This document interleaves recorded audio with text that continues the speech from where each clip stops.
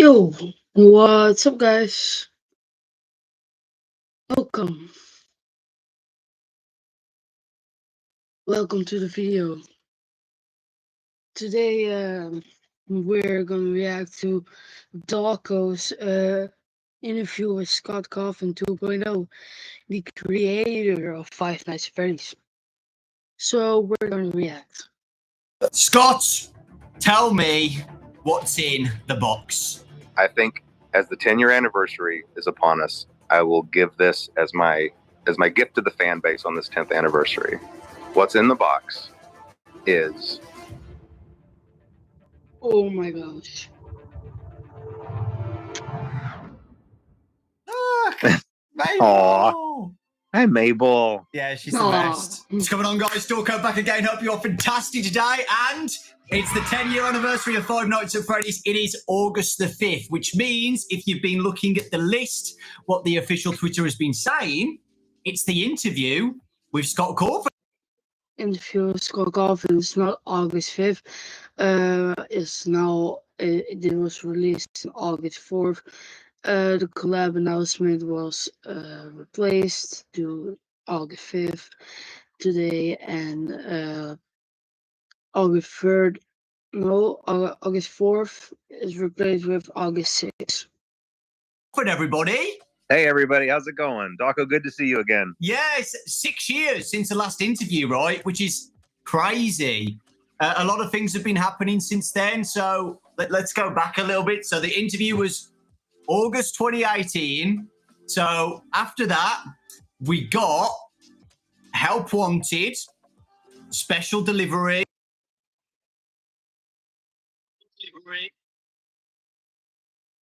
Because we're recording this, a couple of months before. But guys, whatever it was, I hope you're very excited for it. Future Dawko, Into the Pit as well. Stuff to look for. There's so much stuff to look forward to, and it's really cool that you've done a week of exciting things for the 10-year anniversary. I agree.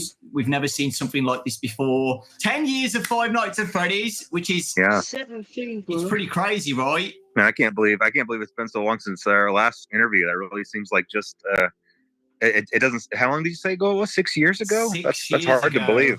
That's impossible to believe. I know, right? I've actually got a song for you that I'm going to play for you to celebrate the 10-year anniversary. Okay, no, this is getting things off to a kind of an awkward start, but I'll let you go on ahead. Okay. Are you ready? You're going to be performing. Wait, you're going to be performing this yourself, or is something recorded? I've got the harmonica right here. Oh, a harmonica. Okay, my favorite. I've been practicing this song for over 32 years. Okay. Mm-hmm. So, are you ready for this? I'm ready. Come on now, you started this. Right. Okay. Ready? I'm really good. I'm really good.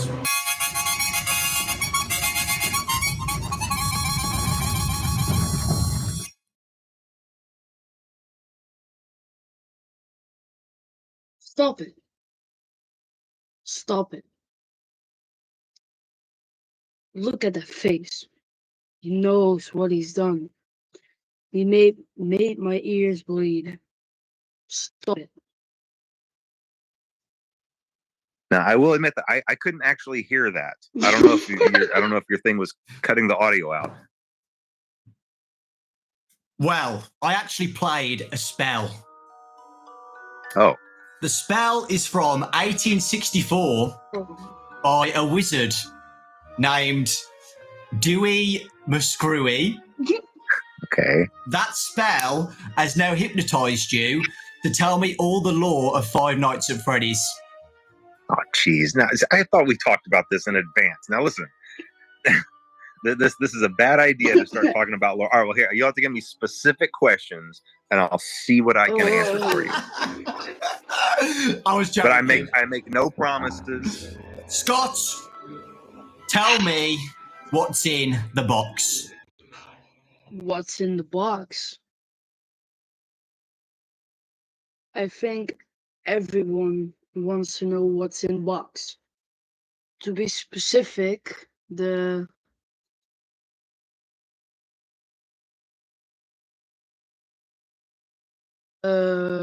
wait.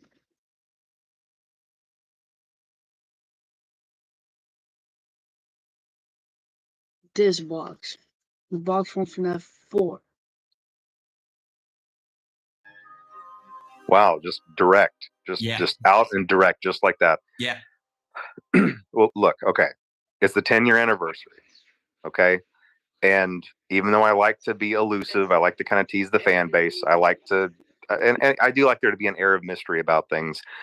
Sometimes I do let things go on for too long, and I understand that sometimes things become not fun Oh, come on, anymore, and Scott, just things say can it become already. frustrating for theorists.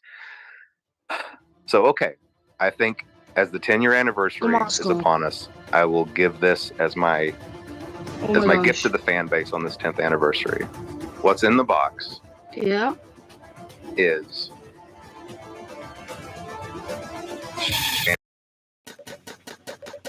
I'm not sponsored. I'm not sponsored. Get it away. No. Oh my God. and that's about it. And that's it, man. So, like we've been speaking about, 10 years of Five Nights at Freddy's, which is a crazy amount of time. I can't believe we're still here. It's been such a journey. He's So, I such just a wanted to troll. ask you. Scott, you're such a troll. You're a troll, man. It's not funny. Do you have a highlight moment for the whole 10 years of Five Nights at Freddy's since 2014? I think there have definitely been a lot of satisfying moments. Like obviously, if whenever one of the new games would come out and it would be positively received, that was obviously a huge relief.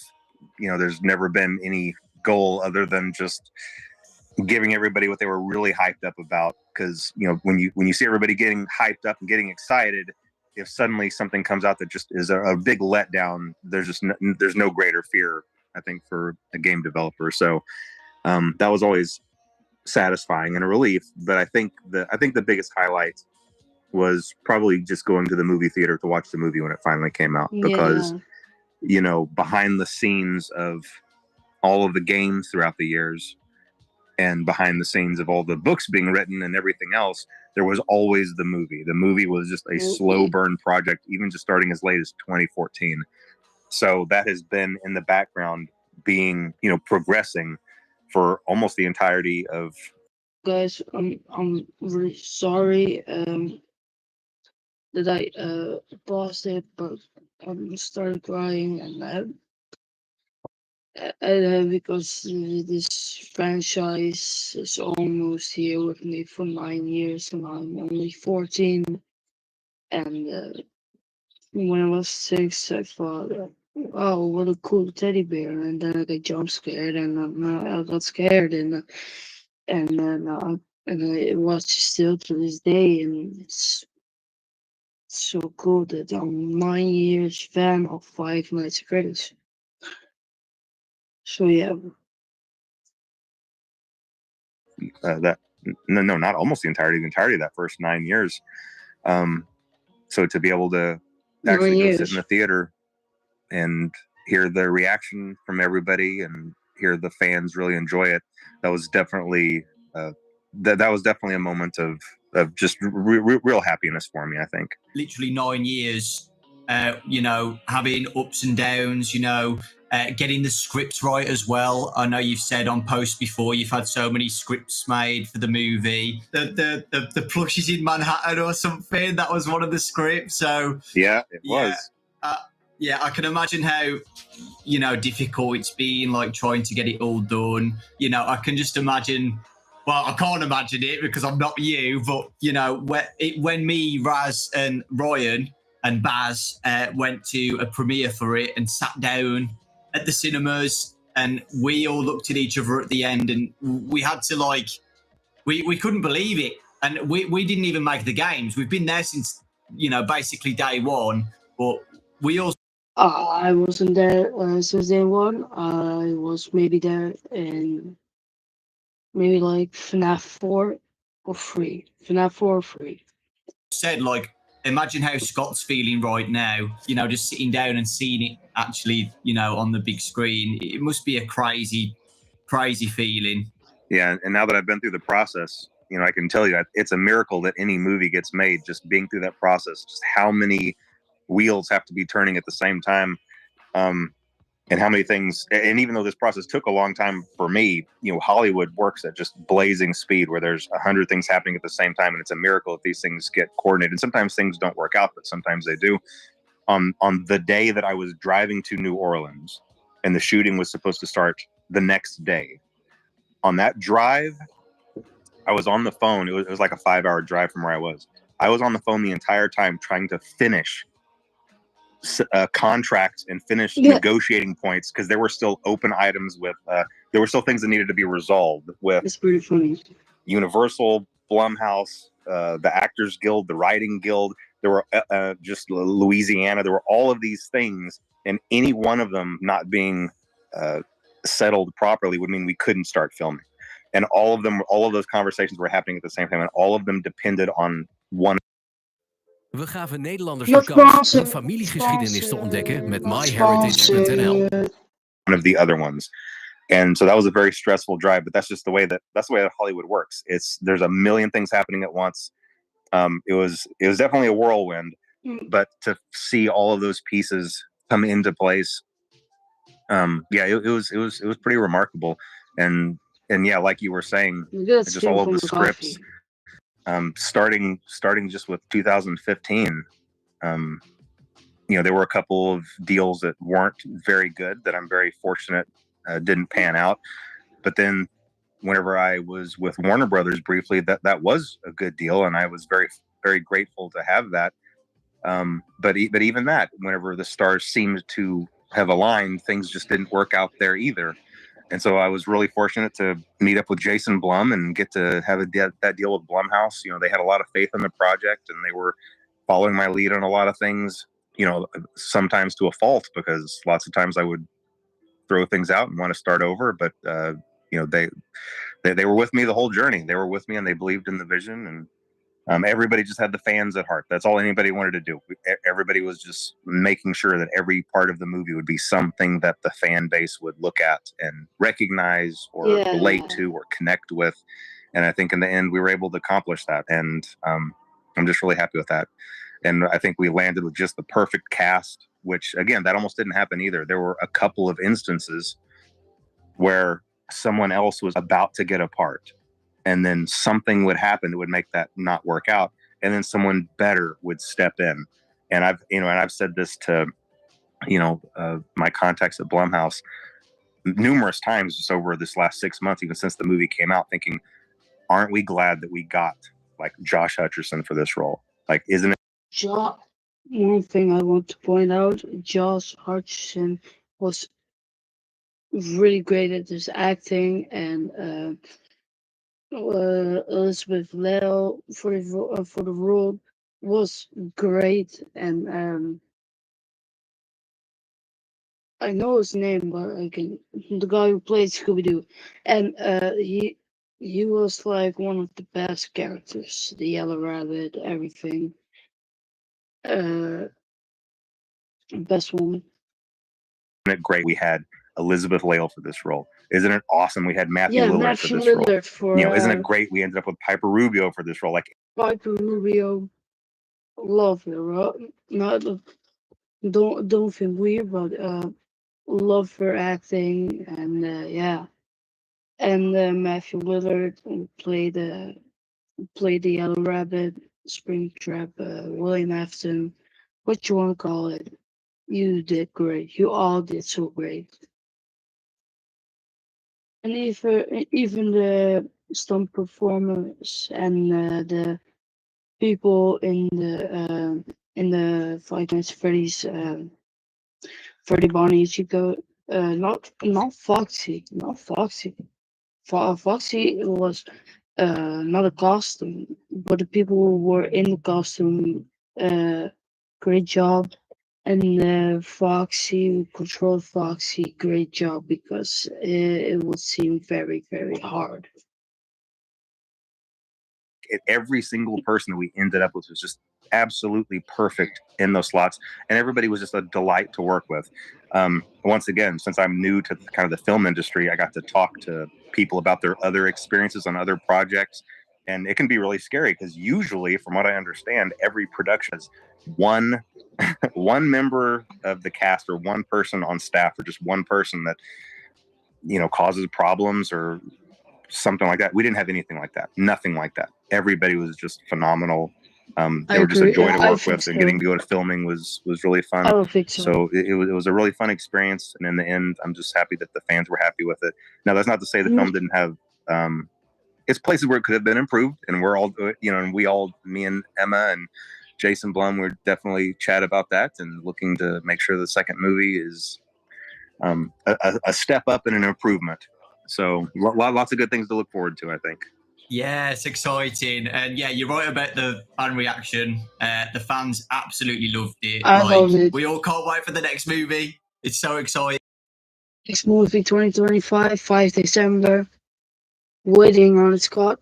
And I'm so glad it's actually happening as well. So yeah. I'll make a video after the 10-year anniversary of the FNAF 2 movie, because people will make now every time make a little video, but I want to make a long video and get everything out, all the updates of the Five Nights at Freddy's movie, and on my Twitter you can I posted them as well. So if you want to go there, be my guest. Exciting times. So yeah, you said that you've got a highlight of the 10 years of FNAF. If you could go back and change one thing in those 10 years, do you have anything that you would change? You can't say the box. No, the one thing I would change, I wish I could go back and have one more shot at FNAF World. I really, really do. Scott, come on. FNAF World was such a good game. It was something different, and it's pretty good. I know it still would probably definitely be the oddball in the series, no doubt. And it is an oddball and a good oddball. So yeah. Maybe it would still have been a poor decision in general, but there were just a lot of bad decisions made at the beginning of that project that doomed it from the start. Like, I was making it with mobile in mind, so it was a really slow resolution. I was thinking about it as a game on the phones. I tried to make the whole game on one frame in Click Team Fusion. That just means I wasn't allowing it to be as big as it could have been. I was trying to cram it all together for my own convenience. There were just several decisions that were made that really hindered that. And also, I was in a rush because I was getting a little arrogant, thinking that, hey, anything I make is going to be gold, and I definitely ate some humble pie with that really, really quick. And I learned that is not the case. And so I've tried to be very careful not make that mistake again after that. But yeah, if I could go back and change one thing, I wish I could maybe work with a different developer and just really make it a high resolution game, get in some really good graphics, maybe get someone else to, help me with those graphics. But now Road was still a masterpiece, Scott. I loved it. Many people not love it because it's not horror, it's oddball, what he said. And I liked it because it's something different, not horror, but more of a game you can like. And it could have been just a game like Angry Birds or something. Good game. Could have been a good game. Who knows? Maybe somewhere down the line, if I get really antsy about it and have. Everyone likes Pokemon, right? And I think FNAF World is like Pokemon. I have a lot of free time on my hands. Maybe FNAF 2 or FNAF World 2 might be a thing. Yeah, I was about to say that. You could still get a different company to do a FNAF World game. It's not over yet. I think I've said this to you before. I love FNAF World. I think it is so underrated. And I always say FNAF World is underrated. I love it so much. There's just a charm to it. I really do. And I know you don't like it, but I absolutely love it, man. I really do. I love everything about it. If I had allowed myself to work on it for one more year, just like really double its development cycle and let it be a high res game, I bet it would have really been something. But like I said, who knows? Maybe for the sequel someday. let's move on to Steel Wall, the amazing Steel Wall Studios. Yeah. That was the next game after Ultimate Custom Night. Help Wanted, one of my favorite games in VR. I absolutely loved it. What has it been like working with Steel Wall? Were you nervous about it? Because Another question: should I make a video on Help Wanted 1? Because I don't have PlayStation 5, I don't have PlayStation 4, and yeah, if I get Help Wanted 2, I will probably make a video about it, or not. It's if you like it, but should I make a video on Five Nights at Freddy's 1, 2, 3, 4, and Help Wanted? I know it's a big thing to, you know, give a company your baby basically and let them, you know, do what you've been doing for the past 5 years. How was it the first time letting someone else work on FNAF? I was really nervous about it. I was really nervous. I went several years still doing it by myself. I will be nervous about it too, because if people don't like it, they won't play it, and it will be not a success like FNAF AR. And after I had the financial ability to pay other people, again, I wasn't in that mentality of being able to do that. So even though I could have done that, I was still doing things just all by myself, all the way through Pizzeria Simulator. Yeah. But by then it was I knew that it was getting too much for me. I knew that I had to find another partner for it, and I was scared of that because, you know, there are stories all over the internet available about just games that went completely wrong because of games being mismanaged in the hands of, you know, development companies. And I'm sure that all of their pitches on the surface would have sounded the same, but I really got lucky. For that reason, I really feel like I got lucky, because whereas I probably could have accidentally ended up with a company that did botch something, I didn't. I think I really honestly believe that I landed with the best, just one of the best development companies. They've been just a pleasure to work with, and they've done a really great job. You know, this last one they did, Ruin, I thought it was just so much fun. So much fun. Ruin was I think that might be one of the I think that might be my favorite thing that they've made was Ruin. And the things that they have planned, which I'm not going to talk about right here, but the things that they have planned are really exciting too. So yeah, I've been really happy. It's been a really good experience. Well, I'll tell you, on Help Wanted, I was going to throw in, I'm happy with how Help Wanted came out, because at the time, and I don't have this anymore. I don't have a 3D, I don't have a VR setup anymore. But when the first Help Wanted came out, I did have a VR setup, so I was able to beta test. And of course, I was leading the charge to want to beta test my own games. I got into the Funtime Auditorium and Funtime, and I noped out of it. I took the headset off, and I immediately got on the phone with Steel One and said, I'm not doing it. I'm not going to test it. You test it. It was really scary, and I was really scared of the mango part. I was really scared of that, so I noped out too. So I played on flat mode at that level. We're going to test it. You'll find someone else to test it. I didn't even get jump scared by Foxy. I was just in there in the darkness, and I knew I wasn't going to do it. And I never played it again. And I never played Help Wanted, and I never played Help Wanted 2 either. And I'm not going to. People need to understand it though, right? Because in the past, like when I've obviously done videos on Help Wanted 1 and 2, I get a comment saying like, it's not that scary. You're overreacted. It's not that bad. But it's not that bad. But when you put on the headset, right, and then in that world, it's pretty scary. And seeing the animatronics up close, it's really, really scary.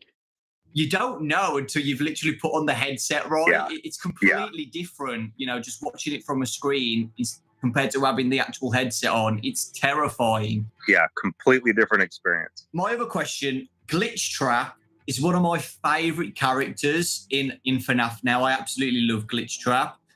My favorite FNAF character is, I think, Glamour Freddy.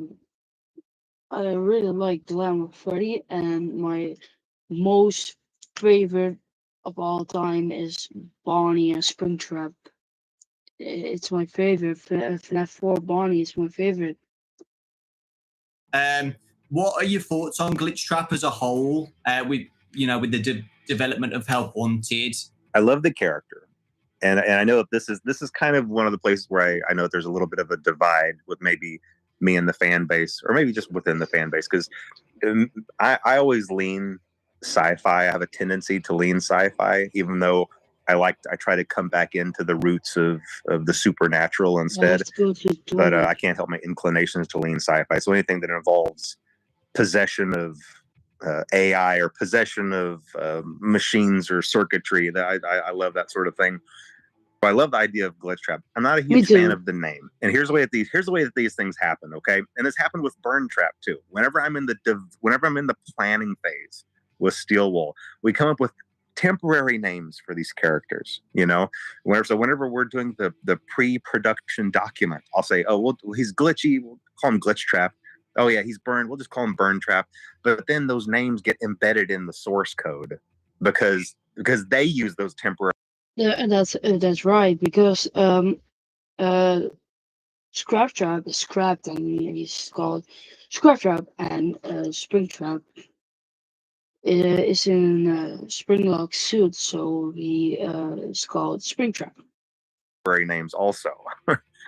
And once they're in the source code, and once someone finds them in the source code, that's it. Like that's the canon name now. And there's nothing I can do about it. And hopefully we're learning our lessons going forward to maybe find I don't know, to just hone in on a better process there, because yes, I love the character.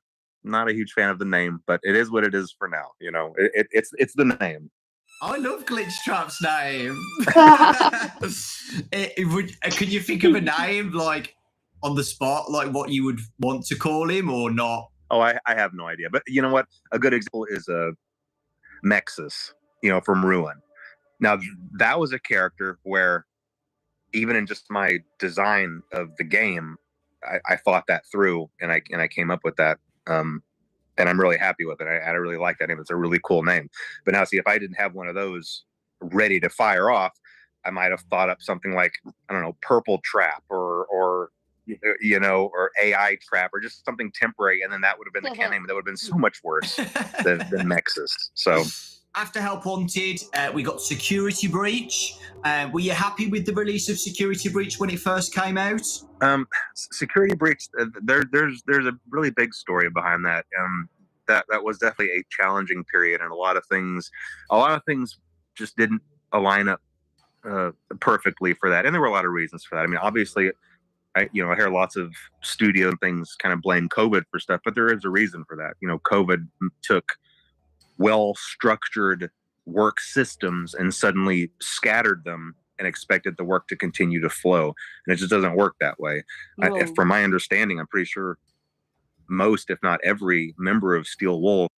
The release date of FNAF Security Breach is because of COVID, and that's why it was going to release in 2020, and December 2021 it got released, but it was supposed to release on the beginning of 2020.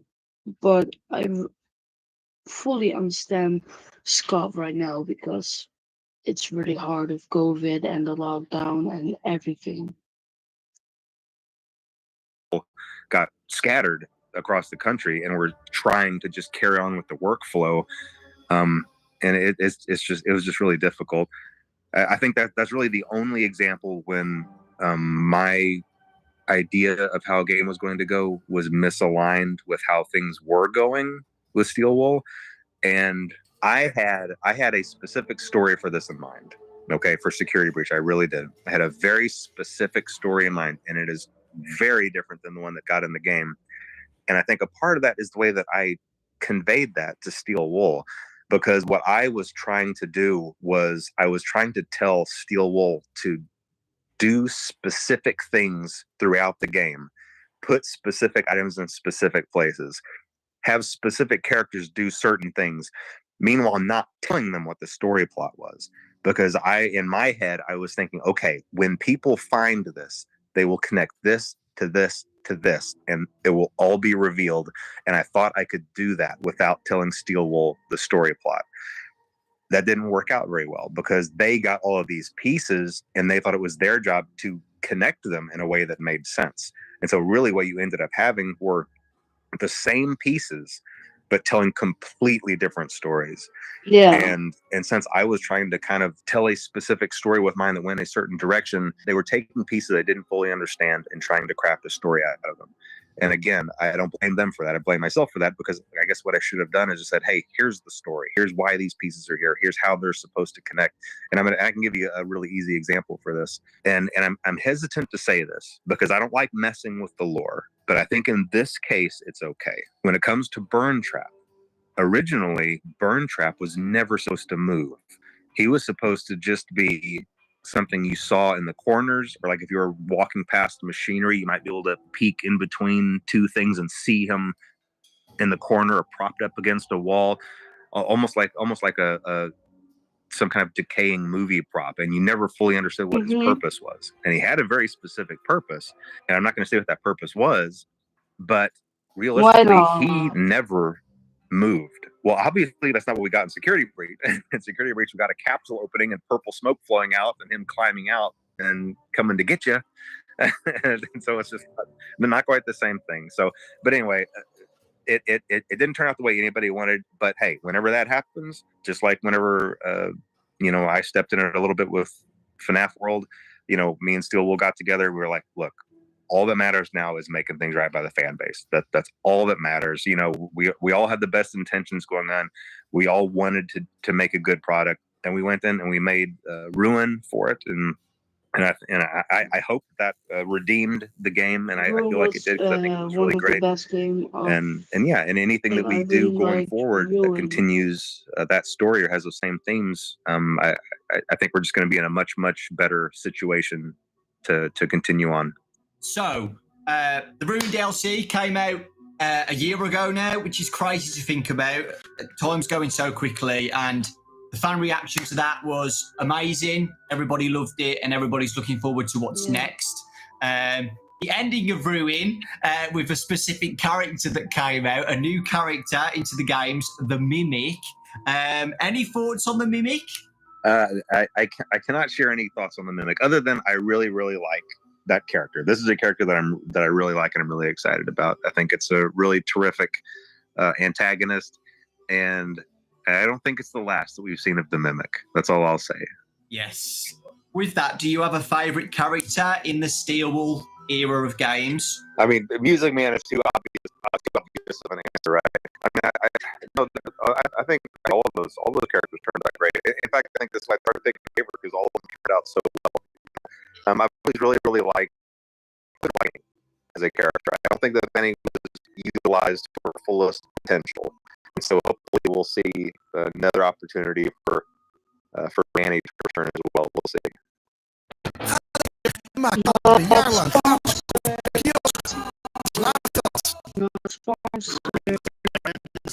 Will tell you how to play Grand RP in 1 minute. First, you need a license. Ooh, okay. Moving on to the books. So the books have been amazing. I've been doing little summary videos on the channel with Fazbear Frights. That was awesome. How do you think on Fazbear Frights? It's actually really enjoyable. It's probably one of the most enjoyable things that I do because I just get to think up a really scary scenario and then a 10 to 15 page story out of it. And then I have writers that I work with, obviously, and take that and they really flesh it out and fill it out and add the details and turn it into a full-length story. And I get to kind of just really see it come to life.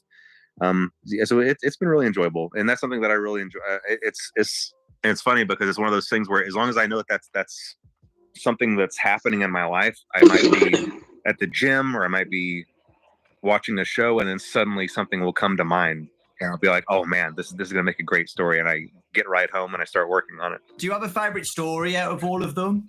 I think my favorite story it's probably Bunny Call. I know that's kind of an oddball choice, but there's a reason for it. Because some of these stories are based on my real life experiences.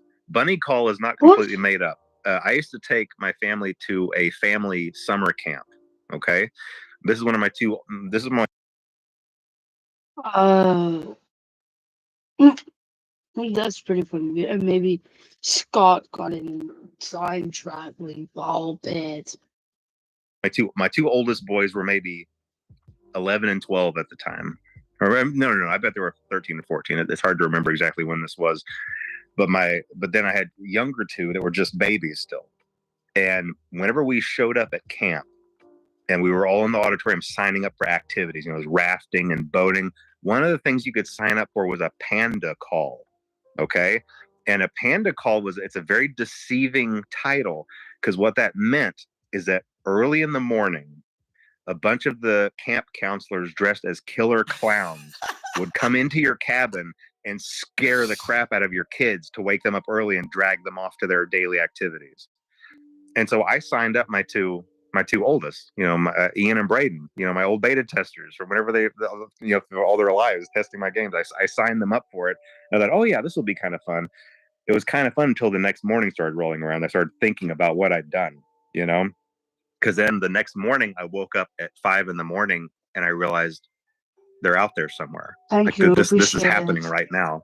And I started listening for screams, and I started listening for. Thank you. Appreciate it. Follow Fanta noises, and I even snuck out and went outside, and it was dark and there were crickets chirping, and I was looking around, and I just thought to myself, somewhere out here in the dark in these trees are a bunch of clowns and they're coming to my cabin.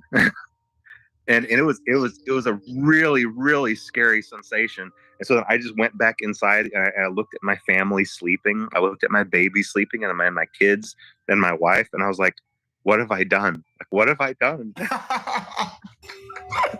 Of course, it ended up not being a big deal, because then I just heard a soft knock at the door, and I opened it, and there was a row of killer clowns. I said, never mind, you guys, and they just walked on. And so it wasn't a big deal, but it was still a really eerie feeling like I had signed up for something that I'd regretted and I couldn't undo it, And so I based a bunny call on that. Oh, that's awesome. You said that you've got relatable stories. Do you have a relatable story with Fazgoo? Look, okay. Listen, anytime there's a series of a whole bunch of different things, you're going to have some that are great, and then some that's like, well, like what was going on with this? I don't know how to explain the Fazgoo. I'm sure I had something in mind that was really great, but they can't all be winners. Now I will say a couple of the other ones that had real life connections. Sometimes you hear about people talking about their sleep paralysis demons or whatever. That's never really made sense to me, but now it kind of makes sense to me, and I don't know why it does. Yeah, every once in a while, a person you'll wake up, but you'll still be paralyzed in your sleep, and for some reason, I guess in that moment, you're still half dreaming, and so you have a tendency to still maybe see something before you fully wake up. And the Blackbird creature was mine. That creature on the cover of Blackbird is my sleep paralysis demon, because I was on vacation, I was by myself, and I don't know what the circumstances were. I feel like I was taking a midday nap. That's crazy, but bro. I woke up with a jolt, and for a split second, I saw that thing standing over me, and I couldn't move, and my body was tingling, and I was just frozen up. And I was just so disoriented after that, but I never forgot that. And I knew immediately after that, it's like, I've got to get this into a story somewhere, like this crazy looking creature. That is crazy. That is really absolutely crazy. I've never had sleep paralysis, so I don't know what my creature would look like, but I hope it doesn't look like that. I don't think it's a normal experience. I don't think it's an experience you should want to have. I don't feel like it's a healthy thing. So if that hasn't happened to you, I think you're in a good place. Do you have a least favorite story? I don't know. I think it probably might be the Fazgoo. Or no, I mean, come on. It's got to be the one where the guy gets pregnant with Springtrap's baby. I'm not sure what I was thinking about. Again, that's one of those things where, oh man, this is going to be really creepy. But then you step back and look at it from afar, and you're like, I don't know if this is a good idea. And I swear I wasn't picking on MatPat. That wasn't a story designed with MatPat in mind. It really, really wasn't. Listen, whenever you're doing these stories for this long, eventually you just run out of names and you're going to cover all the names, Yeah. Eventually I'll get around to dawko, and so if you see dawko in one of these stories, it's not something personal. It's just because I ran out of names, I don't know. Dawko is a very specific name that you'd have to get to. I probably have a few more to go through before I get to that, so you don't have anything to worry about. When doing my summary videos, and I know a lot of people say the same, people who loved Goosebumps when they were kids find these really relatable, right? And I know kids at school now read Fazbear Frights like their Goosebumps books. And as a kid, my favourite TV show was Goosebumps. Would you ever think about or like the idea of Fazbear Frights ever being like a TV show like Goosebumps, where it's like a series of some of the best stories or something adapted? Oh yeah, definitely. And that's something that can definitely happen. Especially now that the first movie came out. Guys, we would have a series of a time traveling ball pit.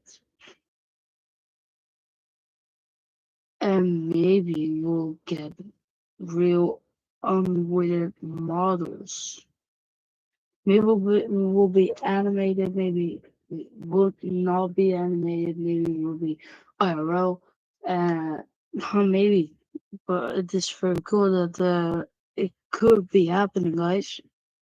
Was successful. I think that really opens the door to lots of other potential opportunities. The only thing to be mindful of is I don't want to oversaturate the market and just create too much. And I think that sometimes we get a little bit of that where franchises have movies and too many TV shows and it just kind of waters everything down. Yeah. Like Fast and Furious.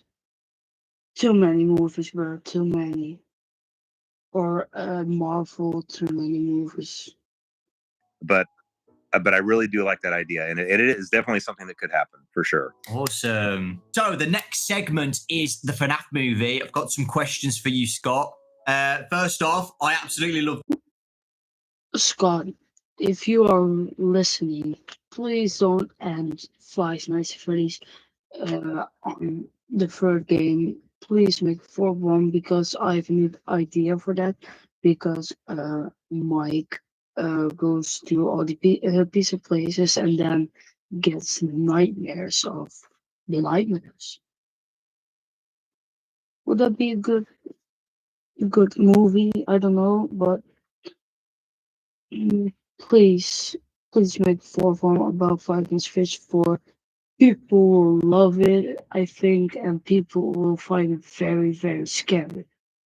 the movie, as you know, and I know a lot of people did as well. The fans absolutely loved it, and it did really well at the box office as well. Super successful. Congratulations to you, Blumhouse, Universal. So yeah, first question is, how was working on the first FNAF movie after waiting for so long? After announcing it back in 2015, well, you emailed me back in 2015 about it. I still remember that email. But yeah, how was it? It took a really long time to get off the ground, really just because of the screenplay. But after the screenplay was really locked in, from there, all the wheels started turning, all the engines fired, and it took off. And it was a really fun experience from there.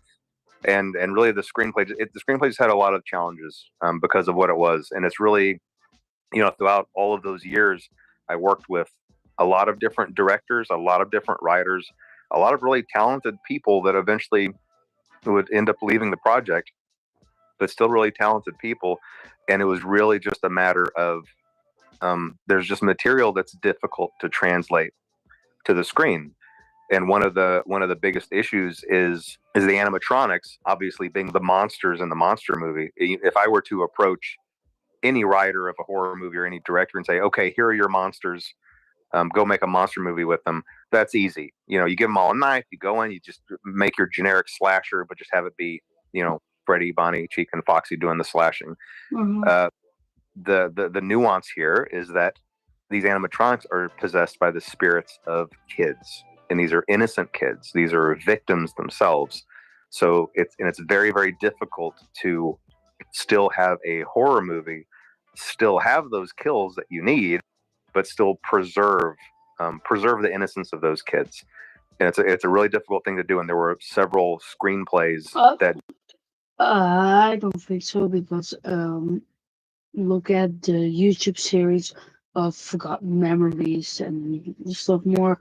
I watched all of those and I thought they were great and please make more of them and I thought they were great and only the voice acting and the rest I thought was really great and yeah, so it doesn't mean we have to see a lot of blood or something. So did not hit that mark, and I think I was more cautious about that and more picky about that than anything else. If kind of the innocence of those spirits was not preserved properly, I wasn't going to go forward with it. And so, one quick example is the way that we were able to have a couple of kills in the movie was obviously the vandals. You have a group of people who are breaking in, they're disrespecting the place, they're trashing the place, they're there with bad intentions, and then you combine that with the fact that these animatronics are, the spirits in them are these kids that are basically very confused and lost, animals backed into a corner, and kind of left with this impression that adults are out to get them, and then you have these violent adults breaking in. And so it allows you to have that kill count while still being like, well, I can kind of see how that might happen. It was a tricky thing to do, but I think we were able to accomplish that. Manipulated by William Afton still as well. Yeah, right? That's right. That's absolutely right. The drawing on the wall was also kind of this layer, this blanket of manipulation over them all. So all those things combined, you could see how these actions could happen, while it not necessarily being the fault of the kids. With the fort scene as well, I loved the fort scene. I know Me some too. people were a bit confused by that, like why are they building a fort? But I got it straight away. Me too. I love the fort scene and yeah. You just want to show the audience that they're just kids, right? Were you happy with the first movie and how it came out? Yes, I am. I am very happy. I mean, look, anytime anybody, I think pretty much anybody who's been through a process like this would be able to look back. And I do this with my games too. You look back and you're like, well, I wish I'd tweaked this. Oh, maybe this could have been like this, or maybe this could have been like that. But you have to just really take a step back and look at it as a whole, and where it came from, all the things that could have gone wrong, and all the things that went right, and just be really grateful that so many things just fell into place. And I can give you a really quick example of why I don't want to second guess too much.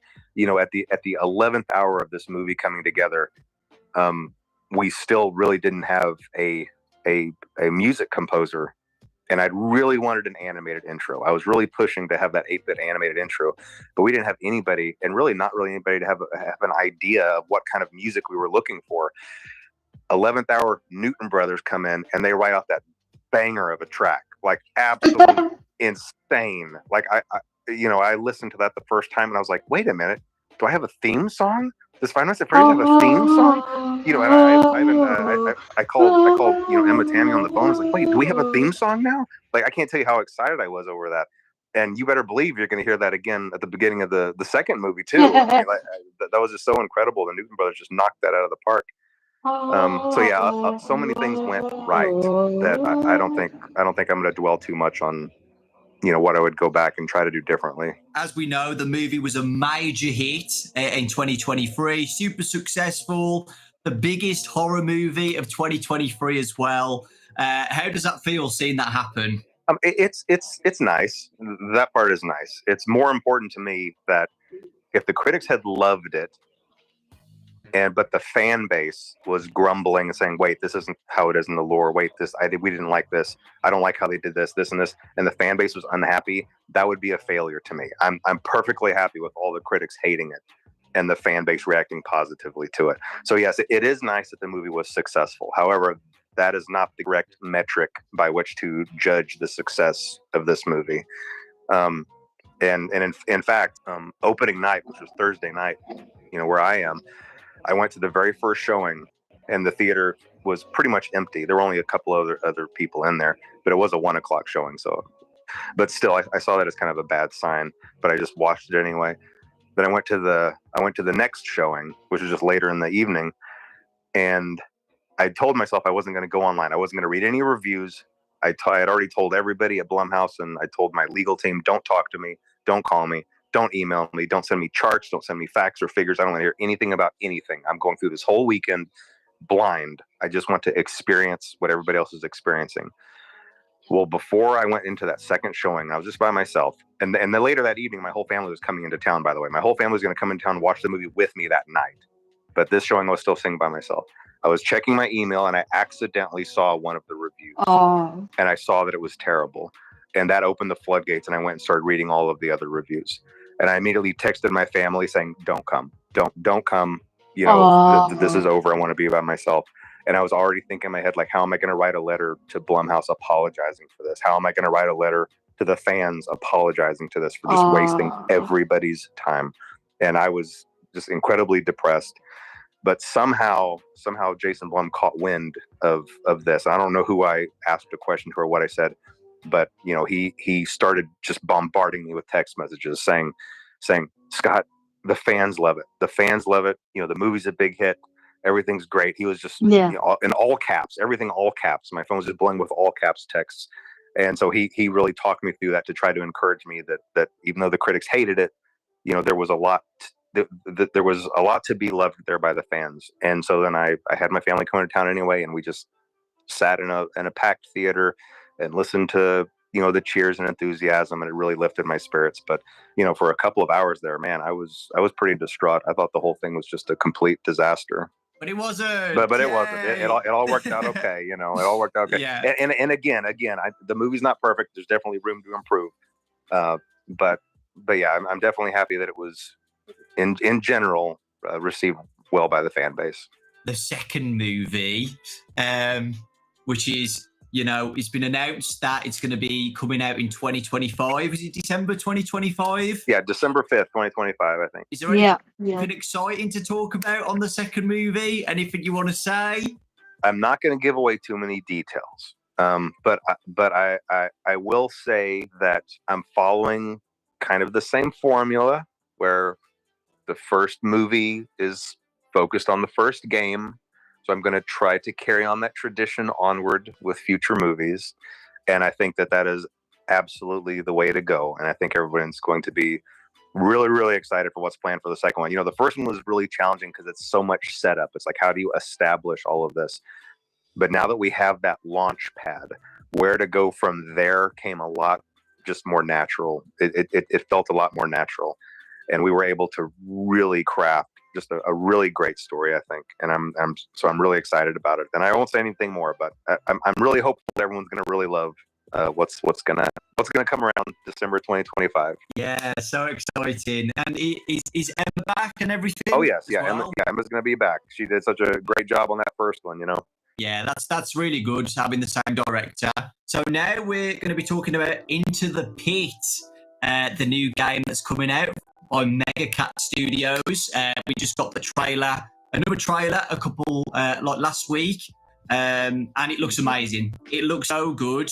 How has it been working on the game based on a Fazbear Fright story? It's definitely been a unique experience. You know, I first started talking to Meg. I mean, it's been years and years since that game has been in development, and originally it was just supposed to be a little novelty one-off. Like, oh yeah, here's this little company that makes 16-bit cartridges, and that was immediately appealing to me because I'm all about the Super Nintendo. And so if I could make something that would come on the Super Nintendo cartridge, you know, sign me up. That was the most exciting thing, the most exciting product I've ever worked on. It was still just supposed to be a novelty, but as the development went on, everybody was looking at it thinking, this looks pretty good. This actually looks really good. And so they just kept on going with it. They could have stopped a lot sooner, and they could have stopped with just a little simple novelty game, but they just kept going. And I kept looking at thinking, yeah, keep going. And they kept going, and I would keep looking at it. It just turned into this big, full-fledged, full-sized game. So we obviously decided to venture away from strictly the cartridges, so that everybody could be able to play it on Steam and everything. But it's really unique. It's just a really, really unique game, and I do love that it really gets into just this really gritty kind of graphics. We're gonna play it, and Also, I need to play Joy of Creation again. I'm sorry, I didn't play it already, but I'm gonna download it and we're gonna play it. Graphics that I haven't seen since, well, I guess since the late '90s. Whenever you had those point and click type adventures, and you had that real kind of that pixelated art style that can be really creepy at times. I don't know. It's going to be a really unique experience, and I think that everyone's going to really be excited about it. I really do. Awesome. I can't wait to play it. How has it been working with Mega Cat Studios then? Oh, it's been great. It's been really great. I really haven't had to give them. I have had to give them direction, but for the most part, it's been weird. They would go into the hole for 6, 7, 8 months at a time, and I wouldn't hear anything from them, to the point where I thought, is this okay? And I would even, I talk to the other people that I work with, like, is this game okay? Is this going to be okay? Are they okay? Do I need to check on this? Do we need to check on them over there? But then I would get an update, and it would just be all this crazy new stuff and all this crazy detail, this fluid animation. It's just crazy, crazy, crazy stuff. And then they'd go back into the hole again for 5, 6, 7 months. And then we just repeat that cycle. But now here we are finally at the end of that road. And I think We're gonna play the Joy Creation demo, that into the big game, and Five Nights at Freddy's demo, and maybe Pop Goes. it's just turned out really great. Like I said, really unique. And I think everybody's going to really like it. The reaction to the trailer has been amazing. All positive feedback about it. Super excited. People love it, the story of Into the Pit as well. Into the Pit's probably my favourite Fazbear Fright story. So with all the positive feedback about it, what do you see for the future of FNAF spin-offs made by other studios in the future? Oh, it's definitely a possibility. In fact, I'd really like them to start working on Fetch. I think Fetch would make a really good game after this. Me too. Some stories obviously cater more toward being a good game than others, but there's something really scary about the thought of something always being out there and kind of watching your house, and then trying to come in and do things for you. Like, this is kind of a scary thought. The thought that I might be online shopping looking for a specific thing, and somehow something out there is hearing that and receiving that, and then gonna come to me, sneak inside and put it somewhere without me knowing that it was there. Yeah. It's just a creepy scenario. It's a creepy setup. And I think it'd be a really cool game to have to stop this thing, because obviously Fetch was out doing a lot of menacing things, to have to sneak around a neighborhood and stop this thing that's sneaking around so undetected. I think it'd be a really cool game. So hopefully that'll be the next project. We'll see. As the franchise has grown bigger, what challenges have you faced with running a franchise of this size? Is there anything you could keep? The critics, I think, because the critics of FNAF World and stuff, it's if it's not good, so many people will hate it and send their threats to Scott. So You could be doing better? I think something I should have maybe been doing better is I should have had a better structure in place as far as people to talk to the fan base. I've always kept that on myself all during the years, and in the early years, I think that worked great because it was a little indie game, a little indie community, and then me, the indie dev, just chatting with the community and talking. But as the years go by and the franchise gets bigger and bigger, I don't know. I feel like I've slowly kind of lost touch with the fan base. Unfortunately, it's not that same. It's not that same relationship that it used to be. I really used to enjoy chatting with everybody and just kind of I don't know. And I guess that's expected, because FNAF is more of a big, it's kind of just kind of a bigger thing now, and it's bigger than one person, and I can't just pretend like I can hop online and chat with everybody and solve everybody's problems anymore. Used to, I kind of could. I could just go in there and chat with everybody and resolve little problems as if it was like just a squabble on a forum. I can always just step in and solve it, but it's just not the same. And I think that I should have realized that sooner. And I'm really only realizing that this year, that I really need to have a better structure in place. And the fan base deserves that. The franchise deserves that. The fan base deserves that, to have more people in charge and running a Twitter page and official news feeds, so that there's not so much confusion about what's real and what's not real, and real news and fake news. Yeah. And is this confirmed? Is this not confirmed?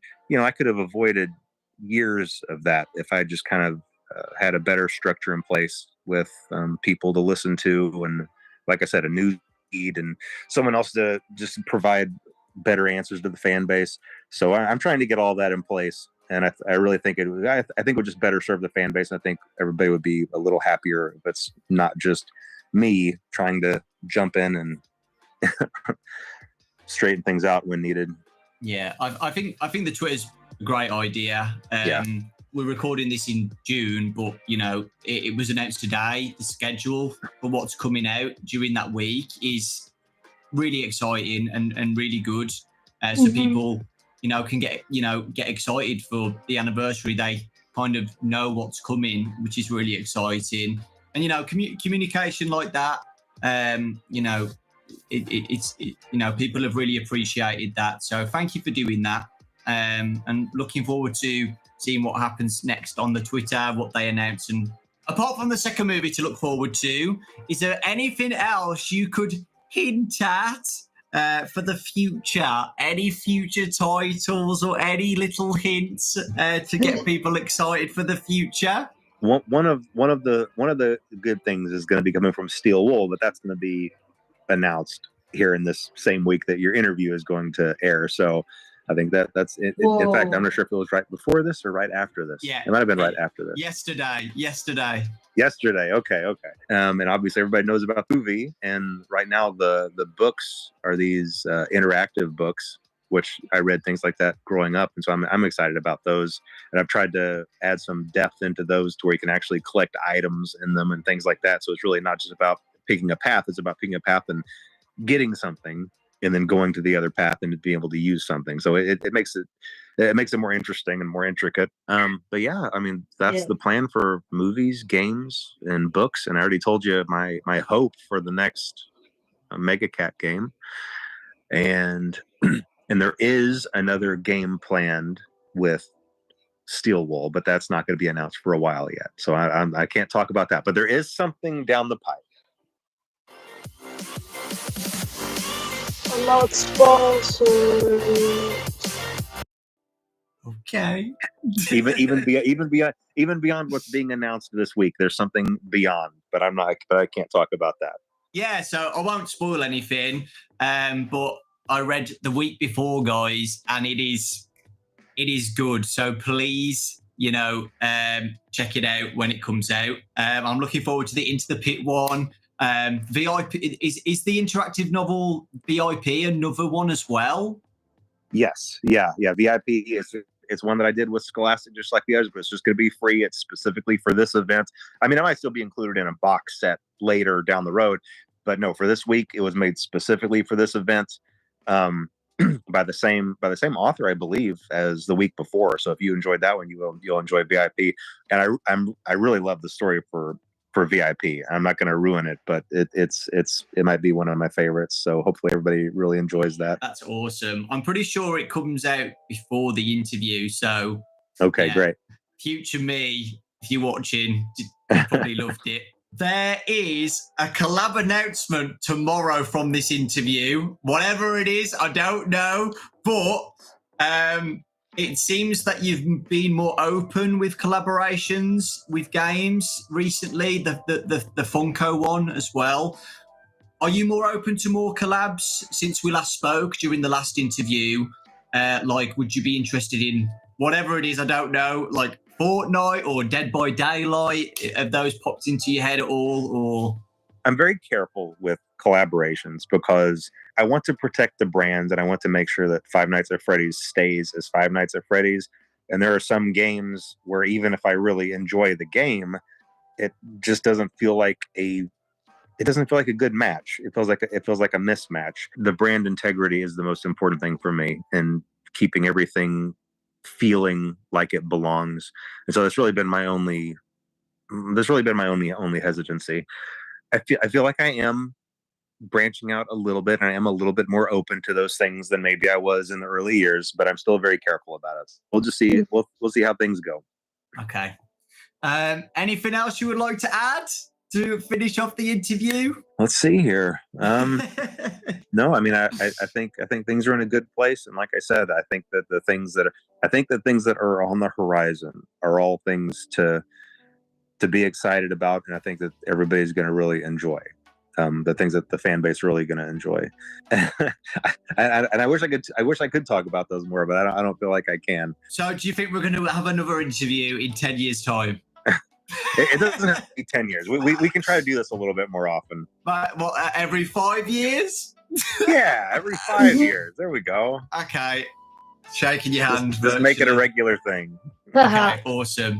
The biggest thing that everybody has been begging me for this interview when I announced it is the box.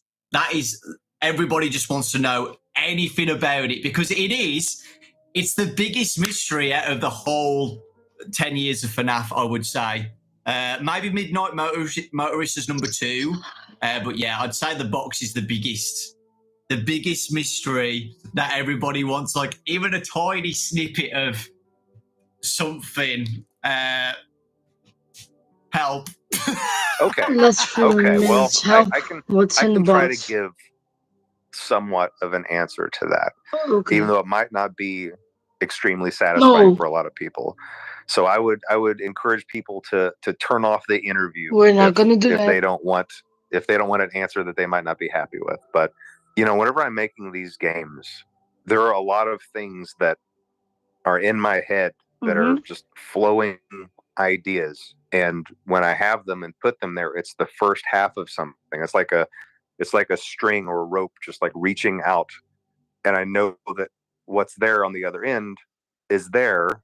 I trust that it's there. I know that it's there. And then whenever I progress forward, the rest of that just reappears. The rest of it appears and just fits into place perfectly. That's how all my games have been made.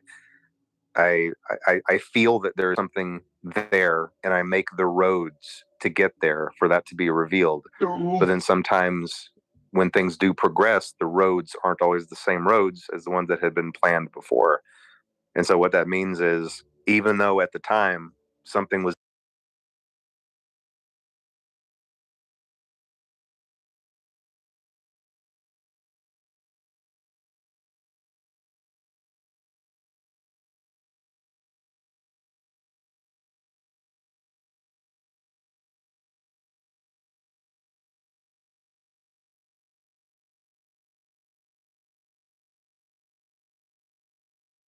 and I don't know if I can find it again.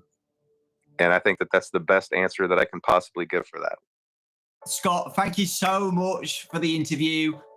Myself and everybody really does appreciate it. We're looking forward to the future. We're looking forward to this week.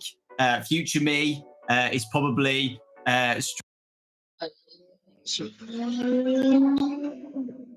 stressing out, playing all the demos and getting ready for Into the Pit in a few days. I'm so excited for Into the Pit.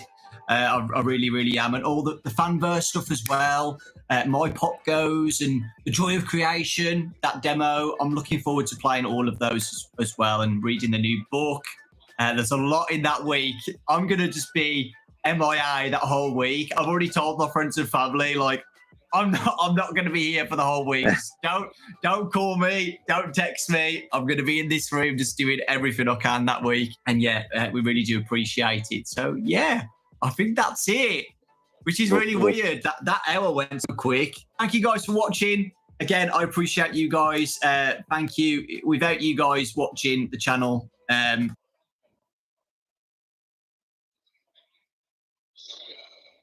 was it, guys. I hope you have a great day and